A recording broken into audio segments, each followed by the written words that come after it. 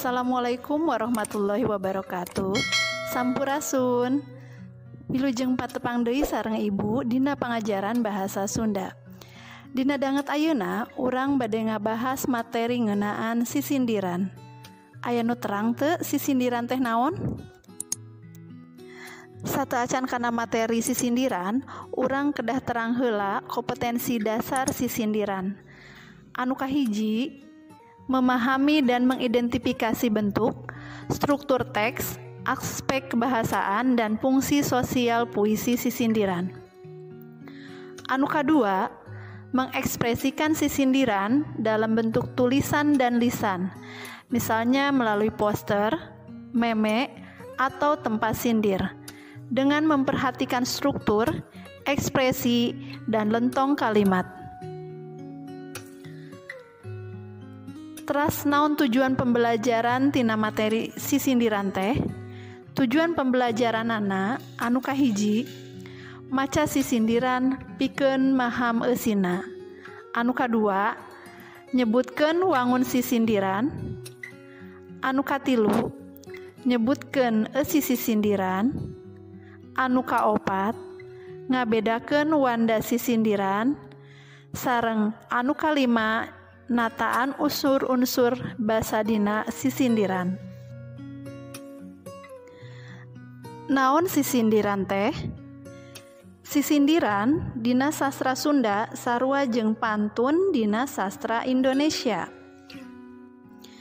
Sisindiran teh asalna tina kecap sindir, hartina omongan atawa caritaan anu dibalibirkeun atawa henteu togmol.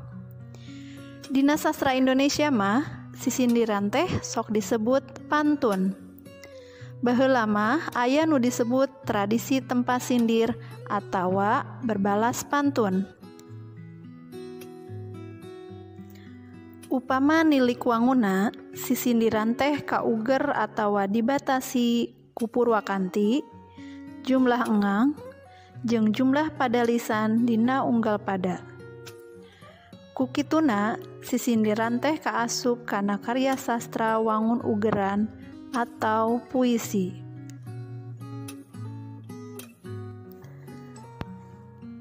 Ciri sisindiran teh nyaeta anu kahiji, sapada aya opat padalisan. Anu kadua, dina sapadalisan diwangun ku 8 engang atawa suku kata. Anu katilu, padalisan kahiji jeung kadua disebut cangkang atawa sampiran. Padalisan katilu jeung kaopat disebut eusi atawa isi. Ciri anu kaopat, miboga purwakanti atawa sora nu padeukeutna a, b, a, b. Dina bahasa Indonesia mah biasana disebut bersajak ab, ab. Lamun ditilik tina wangun jeung eusina, sisindiran teh dipasing-pasing jadi 3 golongan. Anu kahiji, paparikan. Anu kadua, rarakitan. Jeung anu katilu, wawangsalan. Paparikan asal kecapna tina parek, hartina deukeut. Nu dimaksud deukeut di dieu nyaeta deukeut sorana. Biasana nu deukeut sorana teh padalisan kahiji salaku cangkang jeung padalisan katilu salaku eusi. Jeung padalisan kadua salaku cangkang sarta padalisan kaopat salaku eusi atawa isi. Titenan contoh paparikan ieu. Katumbiri di Cigeulis, ti Citereup ka Ciamis, kaciri seuri nu geulis, mun diteuteup beuki manis. Tah, dina paparikan tadi, kecap Cigeulis dina padalisan kahiji, sorana padeukeut jeung kecap geulis dina padalisan katilu. Kukitu deui, kecap Ciamis dina padalisan kadua, sorana padeukeut jeung kecap manis dina padalisan kaopat. Ayeuna tengetan contoh paparikan anu sejena. Aya manuk dina pager, nasukuna aya bola. Lamun urang hayang pinter, kudu getol ka sakola. Paparikan anu kadua. Cau naon, cau kulutuk di juru. Bau naon, bau nu hitut di juru.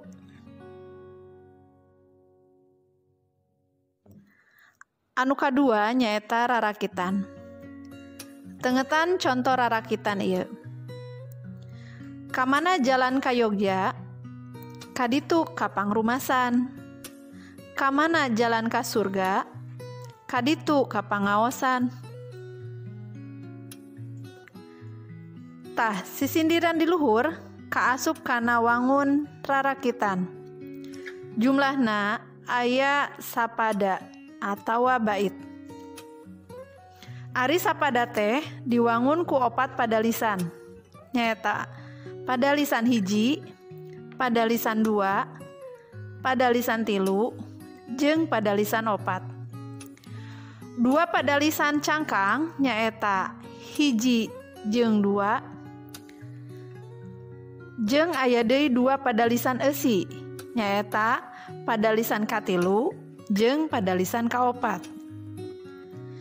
Disebut rarakitan lantaran kecap mimiti kamana dina padalisan kahiji sarua jeung kecap mimiti kamana dina padalisan katilu. Kitu deui kecap mimiti dina padalisan kadua sarua jeung kecap dina padalisan kaopat. Hartina kecap mimiti dina padalisan teh sarua mimitina siga puhu awi dina rakit. Contoh rarakitan nu sejena. Batur mah make calana, kuring mah kabaya wae. Batur mah jelema kaya, kuring mah sangsara wae. Contoh rarakitan anu sejena. Sing getol nginum jajamu, nuguna nguatkeun urat. Sing getol neangan elmu, nuguna dunia akhirat.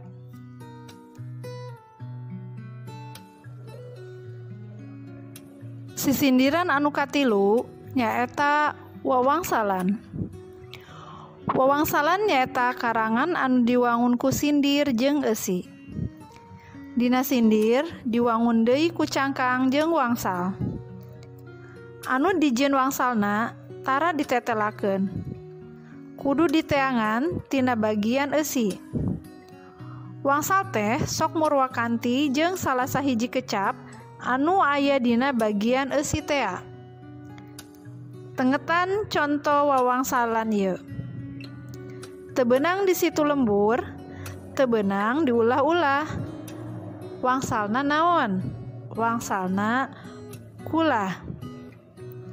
Dina wawangsalan anu disebut cangkang teh padalisan kahiji, ari eusina padalisan kadua. Dina contoh di luhur, aya kecap situ lembur dina cangkangna. Naon ari situ lembur teh? Jawabanana kudu diteangan dina eusina. Dina eusi aya kecap diulah-ulah.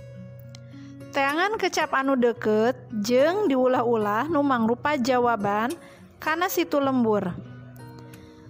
Tangtu bae lain balong jeung empang. Sabab duanana oge henteu murwakanti jeung kecap diulah-ulah. Anu murwakanti mah nyaeta kulah. Jadi eusi wawangsalan di luhur nyaeta kulah. Tengetan contoh wawangsalan sejena. Teu beunang disupadulang, teu beunang dibebenjokeun. Wangsalna kejo. Kendang gede pakauman, dagdigdug rasaning ati. Wangsalna naon? Ya, wangsalna bedug.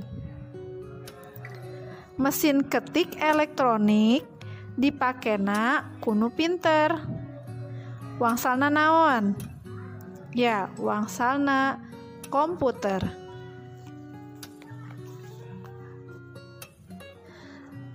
Sakitu wae materi anu tiasa Ibu dugikeun dina danget ayeuna. Wilujeng patepang deui dina pangajaran bahasa Sunda salajengna. Hatur nuhun kana perhatosanana. Assalamualaikum warahmatullahi wabarakatuh. Created using Powtoon.